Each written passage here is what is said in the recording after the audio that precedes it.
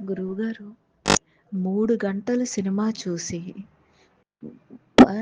ముప్పు తిప్పలు తెచ్చుకుని నూరేళ్ల జీవితాన్ని నరకప్రాయంగా మార్చుకునే మాలాంటి వాళ్ళకి నిజంగా మీ మీ గిరి ప్రదర్శన మీ గురించి ఆలోచింపచేసే ఆ యొక్క శక్తిని ఆ మహాదేవుడు ఇచ్చినందుకు చాలా సంతోషం గురువుగారు.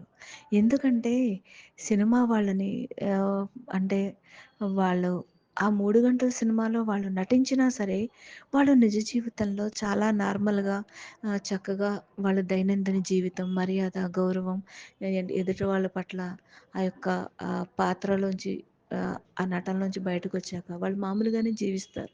కానీ ఆ సినిమా చూసిన వాళ్ళు జీవితకాలం నటిస్తూనే ఉంటారు. వాళ్ళలా ఉండాలని పాపం ఆళ్ళనుకుంటారు. మేమేదో టైం పాస్‌కి సినిమా తీస్తున్నాము. మమ్మల్ని ఫాలో అయ్యి ఈళ్ళ జీవితాలు ఇలా చేసుకుంటున్నారు అని అనుకుంటారు. ఆళ్ళల్లో ఆళ్ళు మాట్లాడుకుంటారు తప్ప పైకి అనరు, అనలేరు. అన్నా వినేవాళ్ళు ఎవరున్నారు చెప్పండి? ఈ మనుషులకి ఎప్పుడు అర్థమవుతుంది? మీ గిరి ప్రదర్శన చేసే అందరికీ మీరు ఎంతో కొంత ఇచ్చే ఉంటారు. ఆహ్, ఇంకా మీ యొక్క మహాదేవుని యొక్క అనుగ్రహం ఉండి వాళ్ళల్లోని ఇదేమీ శాశ్వతం కాదు. ప్రశాంతంగా, ఆనందంగా జీవించండి. ఈ శరీరం ఆనందం, అందం, సంతోషం శాశ్వతమైంది కాదు.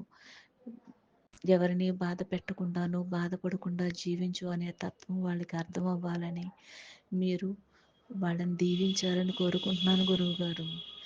ఎంత చెప్పినా ఏం చేసినా చెప్పావులే చేసావులే ఇప్పుడు అందరూ ఇలాగే ఉంటున్నారు, ముసలోళ్ళ మాట్లాడుతున్నావు అని మాట్లాడే వాళ్ళే ఉంటారు.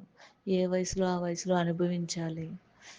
అనుభవించాలంటే పెద్ద వయసు వాళ్ళకేమో చిన్న చిన్న దెబ్బలు, మంచి వయసులో ఉన్న వాళ్ళకేమో గట్టి దెబ్బలు తగలాలి. రూల్ ప్రకారం అయితే వాళ్ళు తట్టుకునే శక్తి ఉంది కాబట్టి. అందరూ ఆనందాన్నే కోరుకుంటుంటారు. నోటితో వచ్చే మాటలు మాత్రం సూదులు, గుణపాలు, గడ్డపారలు దింపుతుంటారు. మనుషులు మారాలి గురువుగారు. మీతో నిజంగా మీ దగ్గరకు వచ్చే వాళ్ళందరూ మీరు దీవించాలి. వాళ్ళని మీరు దీవించాలని కోరుకుంటున్నాను మనస్ఫూర్తిగా. ఓం శ్రీ గురు రమణ.